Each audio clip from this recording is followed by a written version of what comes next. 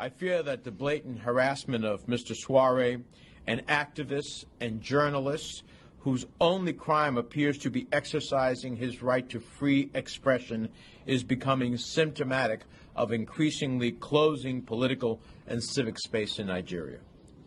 The Nigerian court had twice ordered his release on bail, and the state security agencies openly defied the court order each time, leading me to conclude either that Nigeria no longer respects the rule of law, or President Buhari is woefully out of touch with what agents of his government are doing in his name.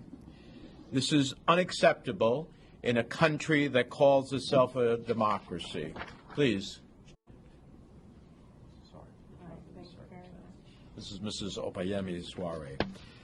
The court had twice ordered his release on bail, and the state security openly defied the court order each time, leading me to conclude that Nigeria is no longer respecting the rule of law, or President Buhari is woefully out of touch with what agents of his government are doing in his name. This is unacceptable in a country that calls itself a democracy. Freedom of the press is a fundamental pillar of democracy and an indispensable check on government overreach. Journalists who risk their lives to expose the truth should be celebrated, not incarcerated.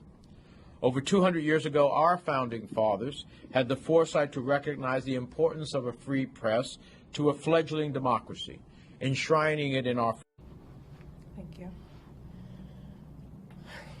After over 125 days of my husband being in detention illegally, he was finally set free yesterday. He got to speak to myself and the children. For the first time, they got to see his eyes when they spoke to him, when we FaceTimed with him. I haven't told them yet that he was rearrested. I am truly shaken to my core at what I witnessed this morning. I was woken up at 4 a.m.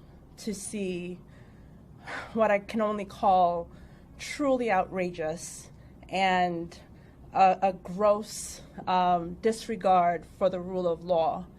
My husband was strangled and forcefully removed from the courtroom.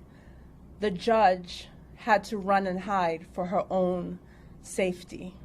How do I tell my children who, after 125 days, have for the very first time spoken to their dad and seen his face, that he is again in detention and he may not be coming home for Christmas? How do they understand this, and how do they, where do they go from here? How do they understand this? My 10-year-old has on his Christmas list, one of the things he wants is for his dad to be home for Christmas. Christmas is only a few days away. What do I tell him when I leave here and get home?